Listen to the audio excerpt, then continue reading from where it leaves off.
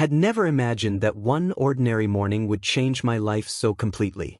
My name is Maya, and I worked as a florist in a small shop by the seaside.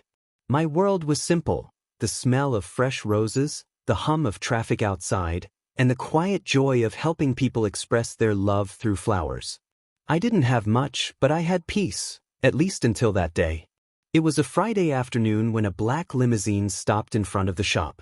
A man in a tailored suit stepped out, tall, confident, and every bit the image of wealth and power. His name was Adrian Steele, the city's most talked about billionaire. Everyone knew his name, no one really knew his heart. He walked in, holding a phone in one hand and tension in the other. "I need your help," he said quickly. "My mother's charity gala is tonight, and I need someone to play a role, my wife." I blinked, confused. "Her wife?" He sighed. "Long story. My mother has been insisting I settle down.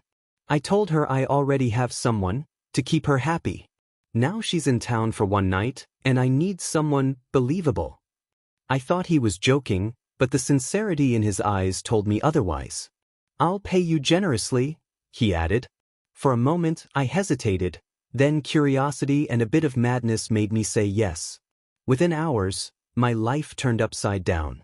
I was taken to a designer boutique, dressed in a shimmering silver gown, my hair styled, my nails polished.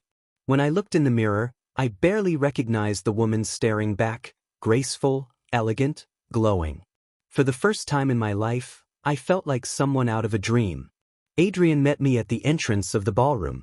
"You look perfect," he said softly, almost forgetting this was just an act. We rehearsed a small story: how we met, how long we'd been together, how much we loved each other. Then the grand doors opened, and suddenly I was walking beside one of the richest men in the city, pretending to be his wife. His mother, a kind and gentle woman named Margaret Steele, welcomed me warmly.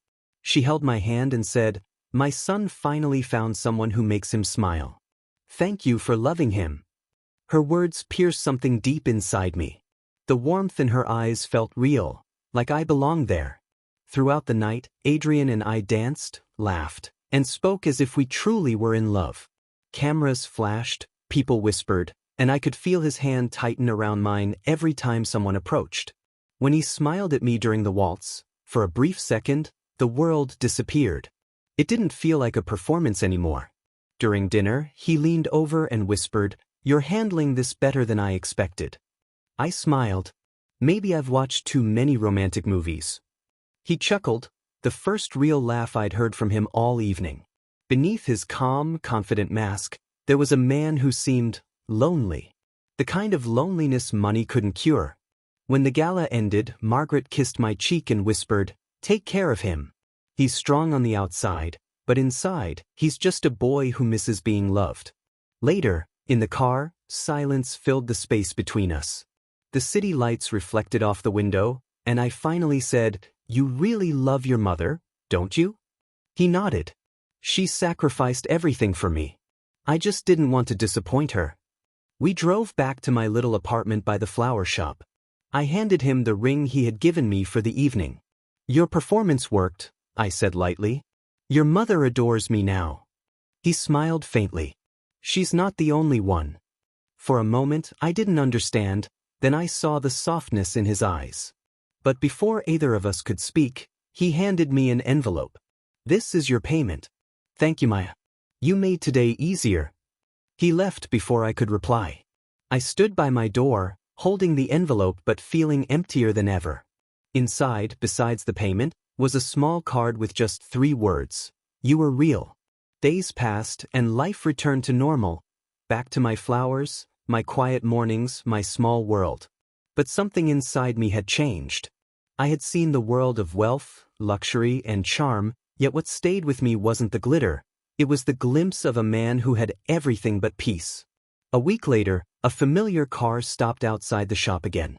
Adrian walked in, holding a single white rose. "You said you sell flowers that express love," he said softly. "What does this one mean?" I smiled, tears gathering in my eyes. "A new beginning." He nodded and placed the rose on the counter. "Then maybe we can start one, this time for real."